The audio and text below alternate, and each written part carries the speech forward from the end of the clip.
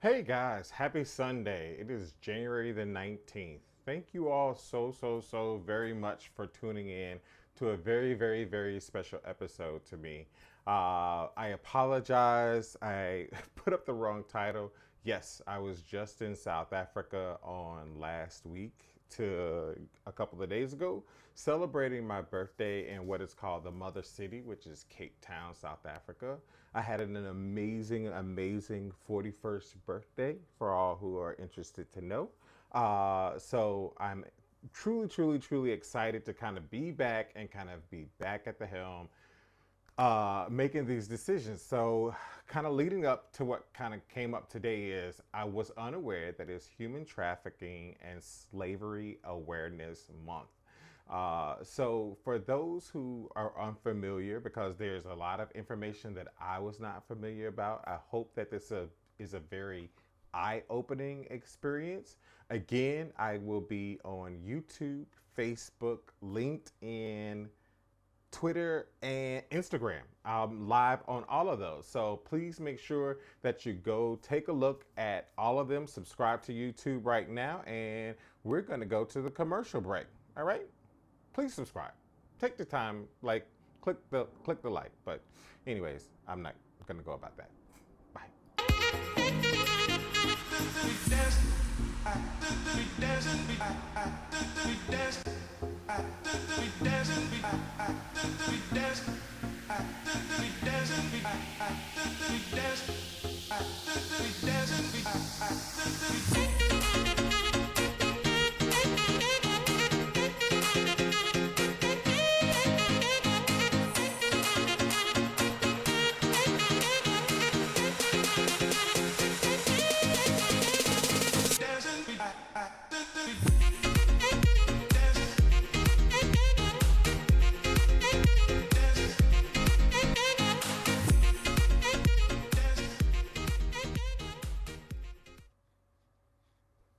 All right, sorry about that. So today I have on a special guest, Miss Evelyn Chumbow. So she is an amazing person. She has an amazing story. Here is her photo. So the reason why she is on today, for those who are unfamiliar or didn't get to read the description of what today's story is about or today's show is about, Miss Evelyn Chumbow experienced something that most of us, hopefully 99.9% of us, will never experience. And that is being trafficked as a human being, as a person, whether you be an adult or whether you be a child. It is, I can only imagine, one of the most powerless experiences that one person can have.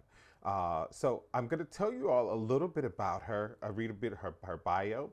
So she's a survivor of child labor trafficking, and she's a turned anti-trafficking activist, and she's a public speaker who has focused her life's work on ending modern day slavery, a crime impacting over 35 million victims globally. So Evelyn was brought to the US from Cameroon at the age of 9 and forced to cook, clean, and care for her traffickers' children. I mean, when I read this, I was like, that can't be real, right? 9, you being responsible for taking care of somebody else. And not just being responsible for taking care of somebody else, but you were brought to a country, our country, the United States, and forced into this particular environment at the age of 9, when you're supposed to be experiencing being a child yourself. She was never paid for her work, and any hope that she might escape her miserable life was undermined by constant beating she received from her traffickers. For 7 years, she lived in constant fear, working day and night. She was prevented from contacting her family, attending school, and enjoying things that many children take for granted. She never rode the school bus, went to prom, hung out with her friends after school, or joined a dance team. Instead, she was a modern day slave, not in some far flung country, but right here in the United States. After years of captivity, She finally escaped, and her trafficker was sentenced to 17 years in prison. I mean, guys, I can't say enough how I'm devastated by this particular story. Uh, so also, just so you guys know, we're trying to go back to the call-in show, back from the days of the infancy of the show when things were a little bit more challenging. So please, please, please call in with your questions. If you have any, let's see who we got in today. My chat isn't working. Stupid chat. It works when it wants to work. So we're going to bring her in because I want to make valuable use of all of her time tonight. And so we're going to bring her in. Evelyn, are you there? I'm here. Hello everyone, and thanks again, Wesley, for having me. I appreciate it. Especially it being Human Trafficking Awareness Month, and tomorrow being Dr. King's Day. So I am honored and grateful, and thank you. And I enjoy spreading the word about this issue, especially knowing that it's a hidden crime that a lot of people are not aware, like you mentioned earlier, and it's a crime that is affecting people all around the world, not only here in the U.S. but also where I am from, originally Cameroon, which is Central Africa. And happy belated birthday, because I love birthdays. Thank you. Thank you. Thank um, you. Thank you. yeah, so it's great to see that you went to South Africa. Enjoy your birthday. I guess you didn't make it to Ghana the year of a return. I did make it to Ghana. I didn't make it to Ghana in January, but I made it to Ghana for 4 weeks, for a month in August, September. But yes, yes, yes, and actually to not pigtail, but to kind of like dovetail on what you just said. Also, I think one day next week is International Day of the Girl Child, or Child Girl. International awareness for like child labor, but girls in particularly. Right, Yeah, right. yeah. Wow. So again, like you said, I'm gonna try to kind of make my story short, you Hmm. know, not to be, because we can be here all day. Hopefully one day write a book and people can read about it, because Please. I do get a lot of requests on, do I have a book? No, I don't. I'm working on it. Um, so again, like Wesley made the introduction, my name is Evelyn Chumbow. I am a survivor activist. I was trafficked from the age 9 to the United States. Again, I came here, I really never kept up with my age and year, so we'll go more deep into that. So, um, when you're in a situation, of course, you don't know that you're a victim, or you're that I'm a slave, a survivor of modern day slavery when I was in my situation. Hmm. For me, again, when I usually explain my story, I go back. I was born in Cameroon, that's Central Africa. Cameroon is French and English, and right now there is a civil war that is going on there. My parents, most of my family is still there. I grew up in, like, I won't say like middle class or poor or anything, but we were okay. You know, Hmm. I Hmm. wasn't begging on the street. I wasn't doing anything. All I did in Cameroon was go to school, come back. Again, in Africa, kids, you're supposed to do some kind of choice, like do some work, do your dishes, but you have to do your homework. Hmm. So that's all I did. Go to school, do homework. I used to play soccer when I was younger. I had all these friends. And again, I watch a lot of television show. I still watch a lot of television show. Uh-huh. So for me back then in Cameroon, I was fascinated by the Fresh Prince of Bel-Air. I was in love with Will Smith. I don't care. Yes, I was too young. I was in Right. love with Will Smith, and I don't care what nobody said. I wanted Bill Cosby to be my dad. So you can take it how you want it, but I was in love with the Cosby Show. Right. I was in love with 90210. So I just thought that was like my vision of America. That Hmm. was my vision. My parents were separated. My dad was an alcoholic, so he was abusive towards my mom. So I was they split up. So I was given, I split up with my brothers and sisters, and I had to go stay with my uncle. Mm-hmm. So my uncle made the arrangement for me to come to the US. Again, to me, my uncle was like a father to me. So never in my wildest dream, which is why it's all education is so important. And I strive to get it and I strive to learn it because again, my uncle took money for me and that's basically selling me and he didn't understand it, Wow. but we'll get to that. He didn't Right. understand that part.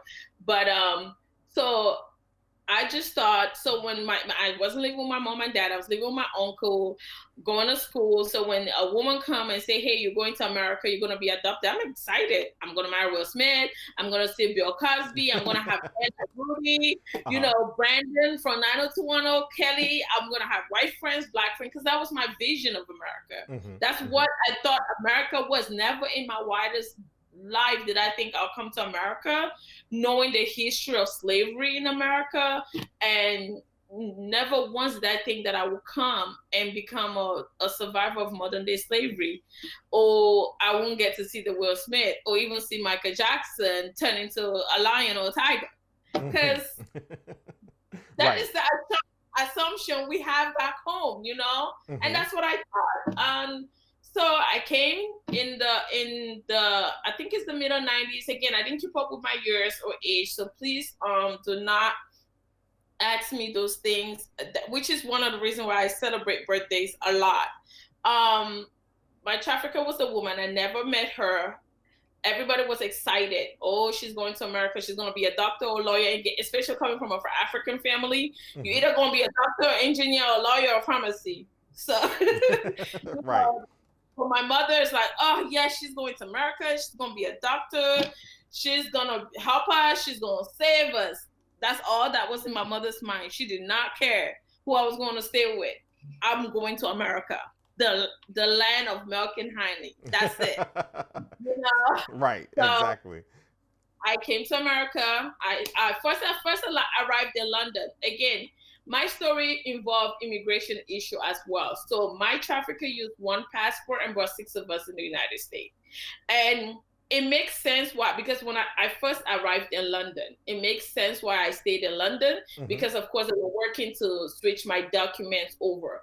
So I did not know that I came to the United States illegally. So when I share my story sometimes, and knowing the immigration crisis that is also going on, I am so grateful that I became a US citizen before this time.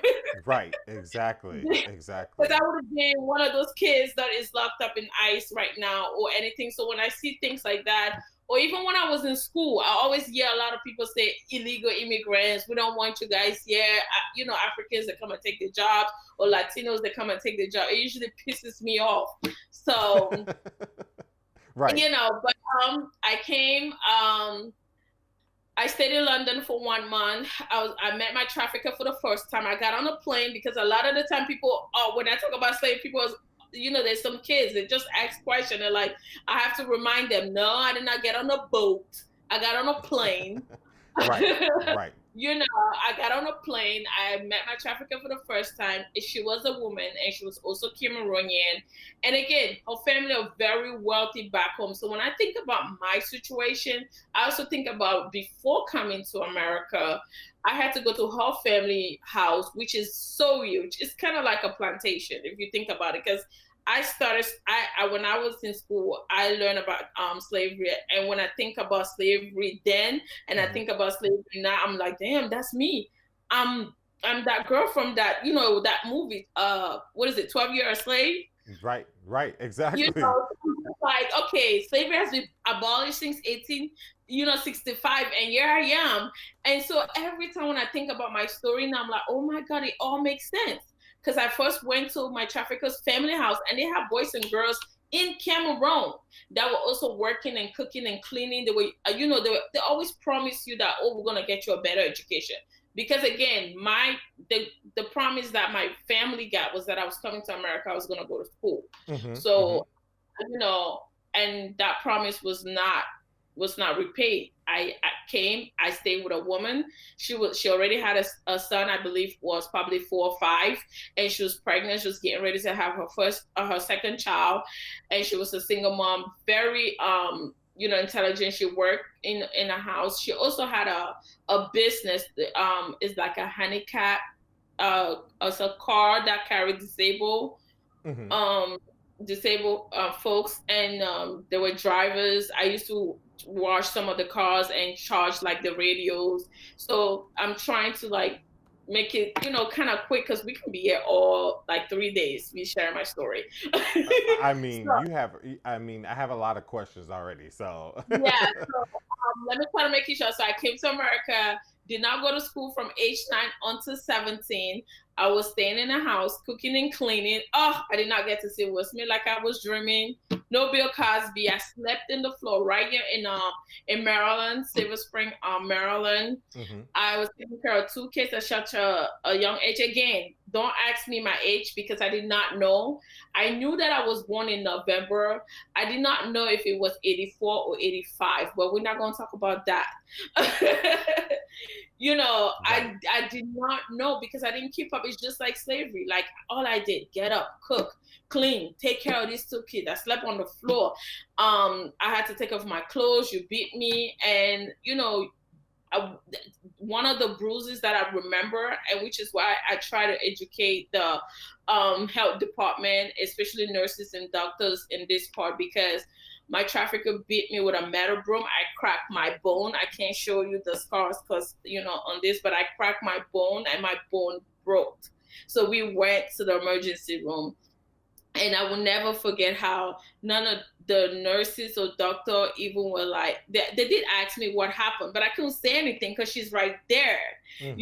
So now Mm-hmm. I always try to train a lot of like nurses or doctor. If I come to the emergency room with a woman that kind of looks angry, sometimes you just gotta have this feeling is something is not right. But Right. one thing I did Right. not like, being in America that I hear a lot, it was just like, don't be a snitch. See something, just stay quiet, just walk around. Nobody said anything. Like, I'm taking care of 2 kids. I'm walking them to the school bus all the time. I was babysitting other kids that were neighbors. Mm-hmm. Nobody came and questioned, like, why is this child not going to school? I always tell the high school kids, because I know a lot of people watch the movie Taken, Liam Nelson. Right. So Right.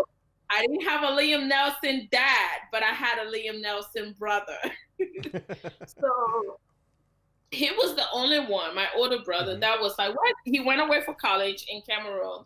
And he was like, where's Evelyn? Nobody, not even my uncle that sent me, and nobody even called to check on me. No one. No one. But my brother was the only one that called, and I couldn't say anything. All I could do was cry. Mm-hmm. There were days I would go without eating because my trafficker, she expected me to know so many things that I did not know. And of course, like in Africa, Cameroon alone, there's so many tribes, but Right. me and her, we come from the same tribe. And the abuse was a lot mentally, physically, and again, coming from a black, from an African, I don't know, black, I would say coming from Africa, or Mm-hmm. just being a black person, a lot of the times there was statement that she will make, like, oh, you're too ugly to sleep in my bed, because I'm dark skinned, Mm-hmm. and stuff Mm-hmm. like that. Or you're just not pretty enough to be in my environment and stuff like that. You're dirty and ugly, and there was just a lot of trauma, a lot of things that even to this day, me being 34 and having a child, it kind of affects me, but I try. I always say to myself, I refuse to raise a broken child. I refuse, and I have to work Mm-hmm. for my own issue. So trauma, there's a lot of trauma, there's a lot of abuse. I didn't get to see my family until, so because I'm like all over the place. So again, I escaped domestic servitude and I got placed into foster care. I went and told my story. I ran away and went and told my story to a priest. I was like, listen, there's all these things happening to me as a woman. I believe I was like 17 at that time. I'm growing. I'm just like, I didn't start having my period until I was like 18. And I was like, what the heck is going on in my life? Mm-hmm. you Mm-hmm. know, there's all this stuff going through me. I just didn't quite understand. So I went and told the priest, I'm like, so many things is happening to me. I don't know it. I've been in this country. I want to go home. This is not the America that I saw in Bill Cosby, Fresh Prince, or 902. This is not it. I want to go home. So the priest gave me a card, and I took that card, went to Catholic Charity. It's located in DC. It was not far from the Martin Luther King's library. Mm-hmm. So I went there, and that's when I shared my story. There were law enforcement, Homeland Security officers, people that work in this type of issue, not NGOs member. So so basically my story is the first to ever be investigated all the way back to my country.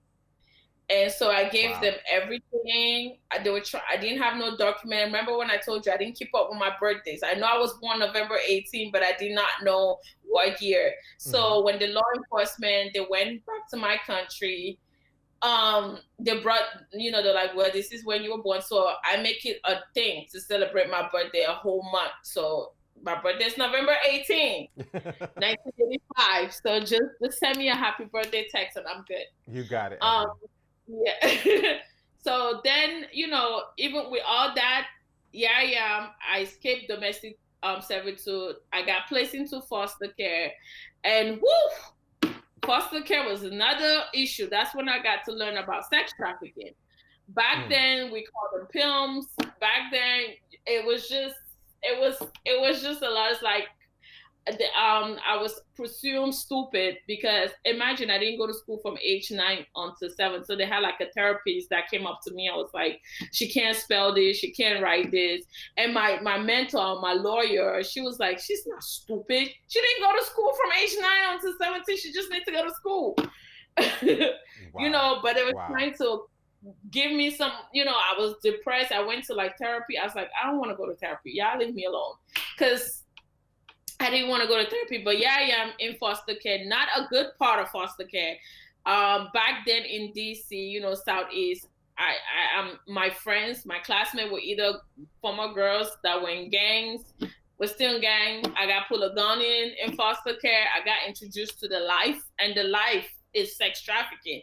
And I was telling my friend at that time, I was like, listen, I would not have no old man to do whatever they need to do with me because I want some Timberlands. No, thank you very much. Right. I want to go to school. So a lot of my friends in foster like, she acts like a mom.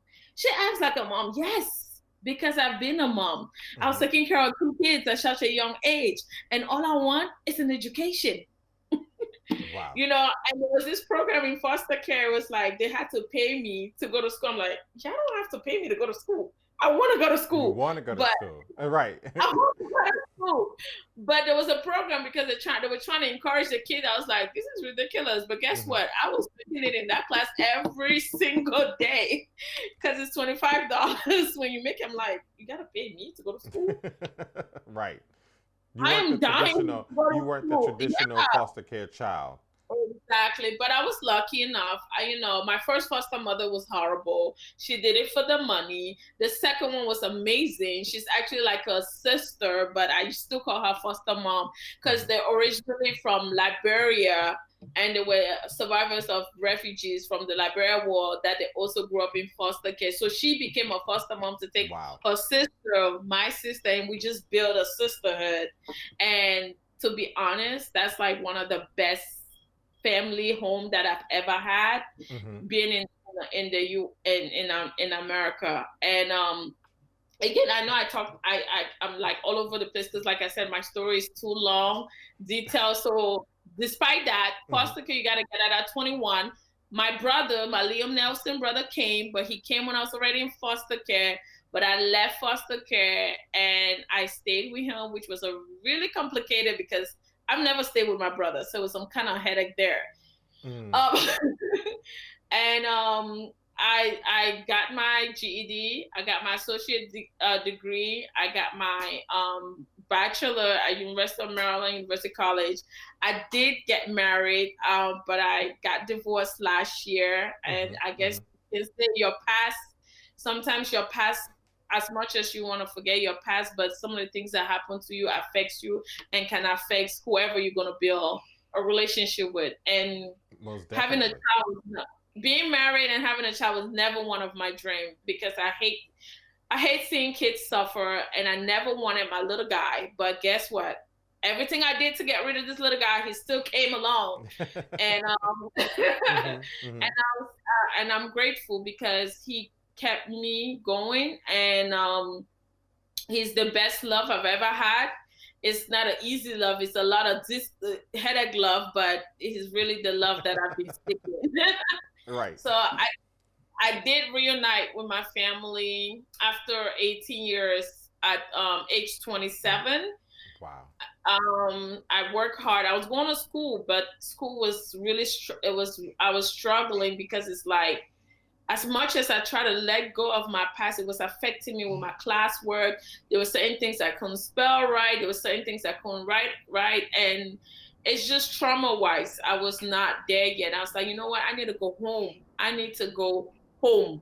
Mm, mm. So I did go home, and I would not lie to you. After going home, I felt so good coming back. And most people home thought I was dead. So I Wow. had my auntie and my uncles touching me, feeling me like, is she really alive? Hmm. I'm Hmm. like, yeah, I'm alive. Oh my So, goodness. but after going home, I came back, and I continue to just share my experience, to teach the world, to let the world know that modern day slavery does exist. And human trafficking is not only folks that come from Asia working a massage parlor Hmm. and, Hmm. on a Chinese restaurant. There's more to human trafficking that meets the eye, because automatically when people think of human trafficking, they automatically think sex. And they might think it's like folks that are from Asia. Yes, there are Africans that are still being auctioned off. If you remember, not long ago in Libya, there was a video going around of African men being auctioned. You Yes. know, Right. Right. so and yes, it happens right here in the country that stated that they abolished slavery in 1865. They did. And yes, it happens to American kids. Hmm. Again, they Hmm. in our movement, they like to separate like sex and labor, and which is why sex gets a lot of the attention. But for me, I hate, because I feel like when you separate something, it brings a division. Right. you Right. know and people focus on one. Like, people have focused so much on sex trafficking, they just ignore labor trafficking. If Right. you think about it, labor and sex, they're just the same. You're Hmm. forcing Hmm. people to sell their body, and who's getting the money? Right. Right. And you Exactly. force me to work in, like, in a factory, work in a home, work in so many places, and you're not paying me, you're abusing me. That is slavery. Hmm. You're forcing me, just like if you think about it, and kids are supposed to just go to school. Right. Kids are not supposed to be selling their bodies to young people, because Right. again, when people think about human trafficking, they automatically just think sex. Hmm. I was raped when I was in my situation, but I don't talk about that, Hmm. you know, Hmm. because it took me a while to sit down and talk about it. I have a lot of girls that are labor trafficking, that are being forced to cook, but they still go out at night and have to sell their body. Right. Right. And their traffickers get the money. And if you think about the history of slavery, you also see that even though they were working in farms, they were working in homes, they were being sexually exploited. Hmm. Hmm. Hmm. You know, You know, one of and the funny thing is, so and you answered it. So the scalp shop on Instagram asked, where in the U.S. did this happen? so my situation happened right here in Maryland, Silver Spring, Hmm. Maryland. Right.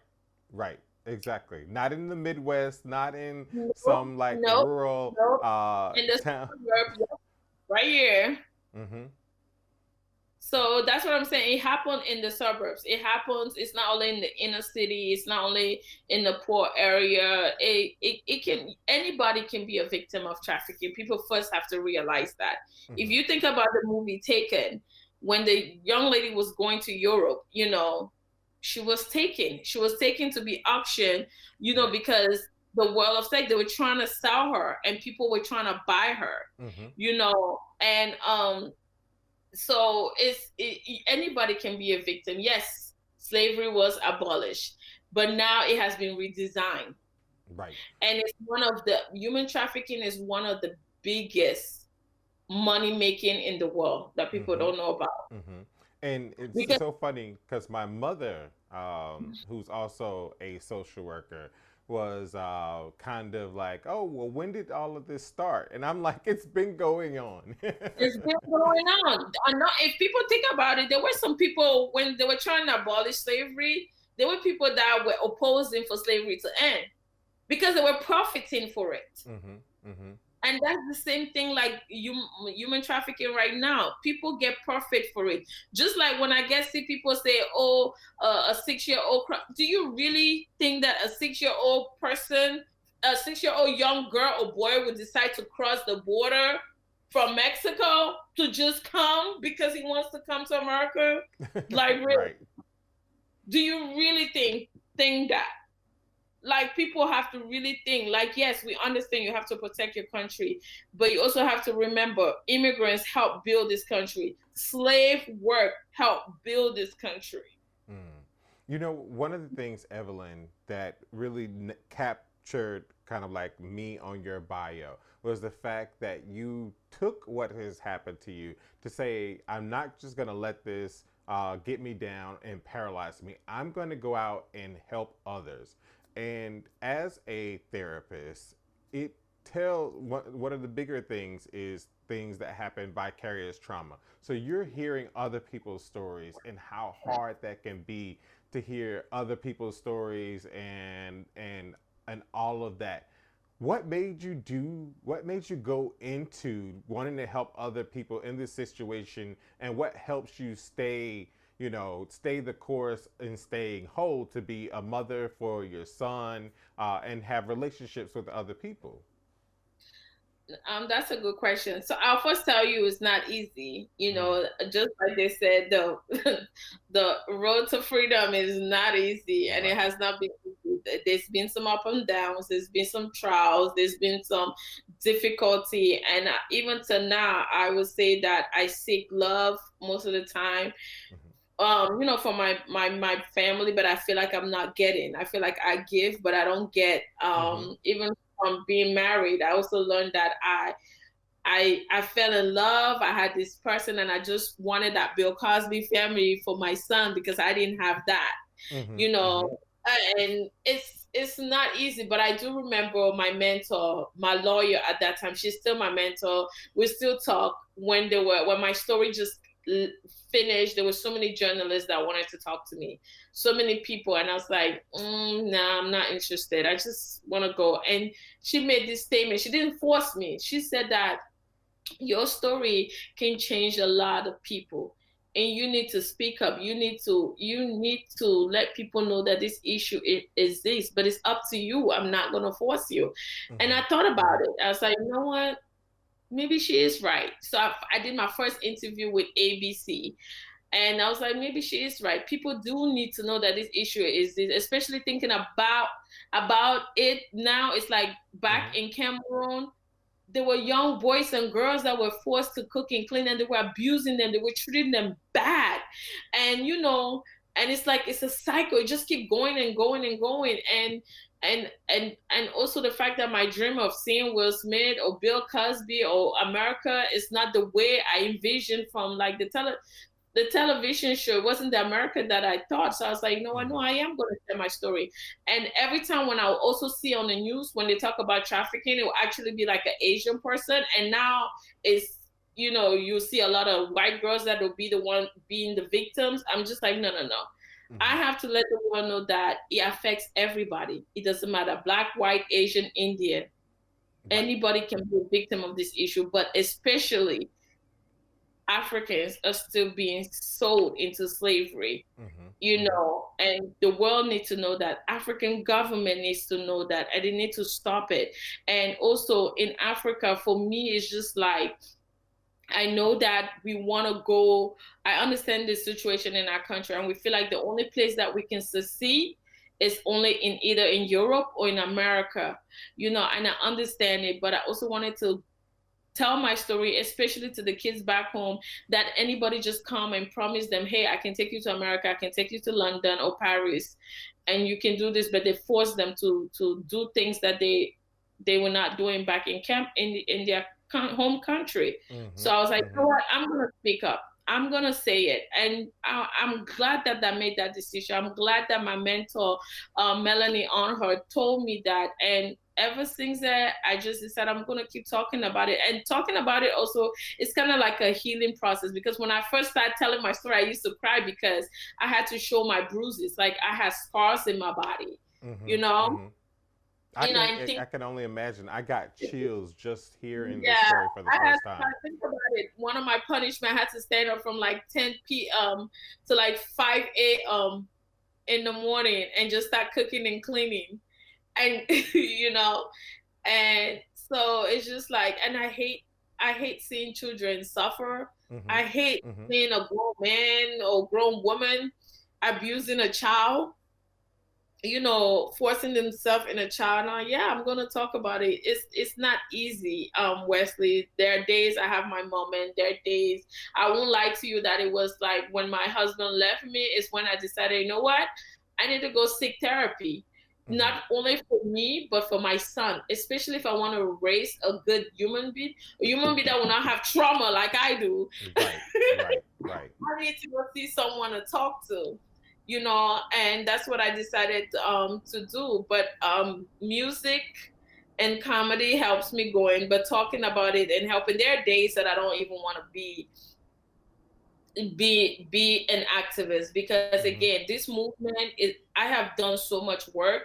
I now we have a number, we have a hotline number, and that was one of the things that I had suggested, you Right. know, when I and we have that. But now I just feel like the movement is good, but it's also become a movement that people make money of it, you know. And it just hurts me, because I am so glad we have come a long way. I mean, we have bring awareness, people know about it. Everywhere you go now is trafficking. I'm grateful, but now it's like, are people really doing it because they really care about it, or they just doing it because it's such a hot topic Right, and they right. just want to do it? But they don't understand that this is a human being. It can be your brother, it can be your sister, it can be your aunt. So if you're going to do this type of job, you're going to have to do it from your heart, Right, you right. know. And for me, the only reason why I have a 9 to 5 job, because of course, you know, it's America. I have to pay bills. Of course, yes. I have to The pay land of bills, and milk and honey is full of bills. yeah, So, I have to pay the bills. But if I will not, if I didn't have my son, I would probably quit all my job and just go to back home and just keep telling the kids about, you know, let's stay in our country and fight and right. make it a better Cameroon, make it a better Africa. Let's just stay. Because when you go, because I have girls that have reached out when they've seen me on news, BBC, they reach out to me through Facebook, WhatsApp, and tell me how brave I am. And they'll start telling me about their own trafficking experience, you know, how they were taken from their country to Europe and forced to sleep with men and selling their body. And now people in Africa will bash them because they either porn stars, but they don't understand how they got into that life. Right, right. You know, they don't understand that. And so I always talk to this young lady when she shared her story with me. I don't judge her. She's, you know, because she got into that life when she was 14. But when she send money back home, her family will be like, we don't want your got money, but you guys force her to go stay with an older person. And that older person introduced her to this lifestyle. And that's the only lifestyle she knows. Right, right. So, a question that I got from Zion Days: how many times did you attempt to escape, if you can Oh my remember? God. So many times. I even because I used to watch a lot of like Barney, Sesame Street with the kids, you know. I had like this little book bag. There was so many times I'll pack up my stuff. I'm like, but where will I go? I don't know nobody. You know, it's not like in Africa where you can run and go sneaking into somebody's house. Yeah, everybody's door is like shut. It's just, there were so many nights, so many times I tried to escape, but it also was like, will I trust? Mm, right. I mean, you make a good point. Like, so, like the question she just asked, well, did you try to attempt to escape? You were 9, you were 10. Where are you going to go? Who's going to listen to you? Exactly. You And know? who's gonna believe me? And Hmm. just to even give you a story, my trafficker used my passport. I told you she brought 6 of us, and not only that, she had previously had a girl that was also the same age as me, that was living with her at the time. But the girl also had ran away and told her story. But guess what? They didn't believe the girl's story. She brought the girl back and sent the girl back home and used that girl's name to bring me to this country. So you don't understand. Wow. Sometimes people will be like, you could have escaped. Right. That's the same thing I said. I was like, oh, when you pull a gun in me, I'm gonna do this, do this. No, they pull a gun in my head. I cry like a baby. Hmm. I cried. I didn't know what to do. I was just shivering, and my foster dad was so angry. I was shivering. I just gave them whatever. I was in foster care. I just gave them whatever. So there are times that people will read stories on trafficking. They'll be like, but you could have run that. You could have done that. You never know. Right. You never know. Right. And trafficking is a big business. It's gang related. It's corporate. It's government. It's a big business. Hmm. I mean, I can't It's, tell you how recently on my visit to Egypt, one of the things I guess I get in trouble about is when I go outside of the country, I think I want to be a do-gooder. yeah, And I start running my mouth, and I started running my mouth to a couple of people. Like, how do I get involved with some of the stories here about, hearing about people who are impoverished, who are selling their children into slavery? yeah, And I got kind of like this look is like, you better go home if that's the exactly, you know. exactly. I won't. Yeah, because not even long ago, like I said, there are some girls that were trafficked from Ghana, Nigeria, the Philippines, Cameroon. From they left because they were going to Kuwait, and Kuwait, Mm. you don't want to be trafficked in Kuwait. Oh my God, I can't you imagine. know, so I went back to Cameroon because Katie Ford from the X Ford Modeling Agency, such a wonderful woman. She has an organization called Freedom for All. Mm. Hmm. So I spoke in her event before, and we were just in like a meeting, and we were talking. She was like, "Oh, there's a girl that is from Cameroon that contact her organization, and they're from Kuwait." And I had a girl that reached out to me from Kuwait, and I was like, "Oh my God!" So we decided to talk, and I also remember I presented at a conference called Trust Women Conference, Hmm. where it was like a lot of the times they want us to come share our experience. They want us to come speak as survivors, and we don't mind, But again, we also, after we get out of the situation, how do people think we handle our financial status? Just think about it. I didn't go to school from 9 until 17. You want me to come share my story? You want me to come to London with rich folks, and you're not gonna and the lady, she wasn't gonna pay for my flight. She wanted me to pay for my own flight to London. I'm like, woman, no. Right. Right. Wow. Do you really think if I could pay for stuff, I won't fly back to my country Hmm. to be Hmm. with my family all the time? So she's like, okay, fine, I pay for you. You come to London, but I don't pay my speakers. I was like, okay, no problem. So my only reason for going to London, because again, when it comes to African affair, Europe Hmm. is more closer. Mm. And I was like, if I do speak in London, I know someone in Cameroon, someone in any part of Africa will hear my story, and they will know this issue is happening. Right. And but when I got on stage, because there was a young boy, he was from India, so he went on stage before me. Hmm. He was sharing his story, and guess what? I went to London. I had no money. I only had $100. I changed. That was in 2014. I changed my $100, and I just had, my $100 was like nothing. I was like, oh my God, I'm gonna starve. Right. How am I gonna eat? and they put me in this fancy hotel. I would have rather y'all give me the money because I got to come back and pay Right. rent. Right. Right. Oh my God. So the young boy from India, he was sharing his story, and you have like queens, duchess, billionaire, people that are wealthy, just come in. And I'm happy that they care about this issue. They want to do something. But this young boy is telling you that he was working in a mecha mine since he was 6 years old in India. And the mine collapsed when he was 16 and he lost his best friend. And you guys brought him to London. After you guys brought him to London to come share his sad story, did you guys ever check on him to see how he's doing?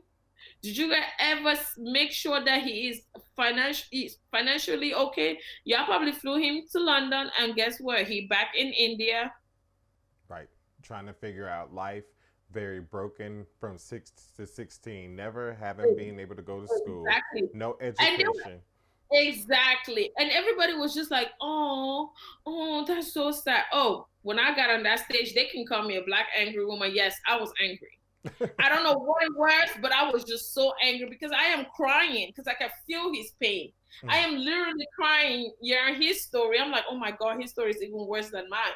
There's a mine that collapsed. It's a little 6-year-old fixing your shoes because everybody want to wear Nike's, Jordan, or whatever, but you don't know who's making your stuff. And I'm like just literally crying. But when I got on that stage, I was like, enough of this. We don't need your compassion. You can have compassion, Right. but we need jobs. Right. We need the whole problem of this issue a lot of the time is poverty. Parents sending their kids because they can't afford to send their kids to school. So they send their kids to strangers. They send their kids to crazy people just to get money to provide for the family. So now that the ones that have gotten out, they're trying to do best. You're not even paying them to come speak. Right. So why don't you help them get a job? Why don't you train them? So I got on that stage. I'm like, if you train me to do what you do, I can probably do it better. Pay for my school, pay for something, get me where I want to be. Don't just get us out of the situation and then now we got to figure a life on our own. Right, right. If you think about slavery, they were like have to sneak books to read, sneak how to do this, how to do that. Now I have been locked up for how many years? Now I have to face life on my own with no such skills, a young age, right? No skills. So I came up with the idea: help survivors get jobs, give them job opportunity, train them, especially the ones that have been on the street. They have arresting record because police will usually arrest young girls that were on the street, not understanding the situation, that a pimp forced them to go and sell their body or their somebody.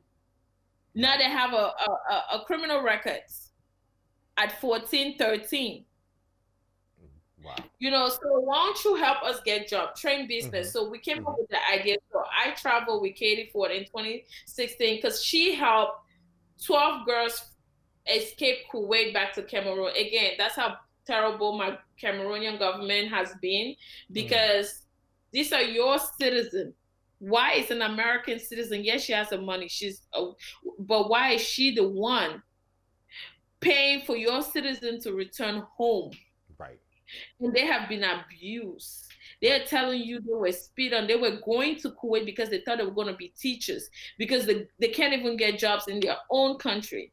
And I go to Cameroon to work with Katie. I met with the Cameroonian prime minister. I was so upset with the comment. He's like, oh, so you're the young lady that is in America causing problem. Oh, yes, I am. Wow. That's his greeting to you. That is the greeting. But my question is, all I ask you is be thankful for this woman that just returned 12 of your citizens back to the country. Some did not even make it. Right. Because if they share their story of how they are being treated, they have to dress as Kuwaiti women.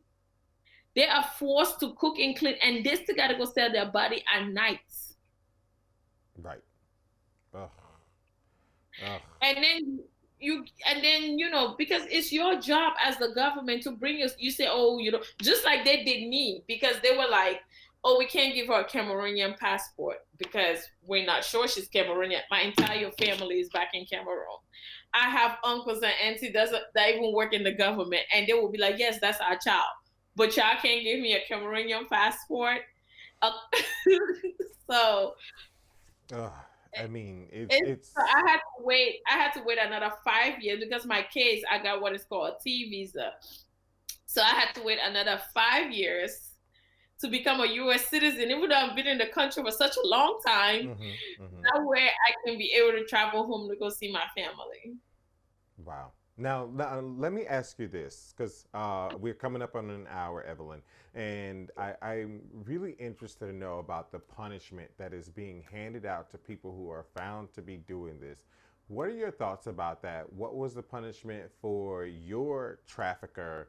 And what do you think is happening realistically for the people who are found to be doing this stuff? Because one of the things you brought up is like it's gang related in some cases. This is big business. Cartels are involved in trafficking large number of people. What are your thoughts about it, and what happened to your trafficker?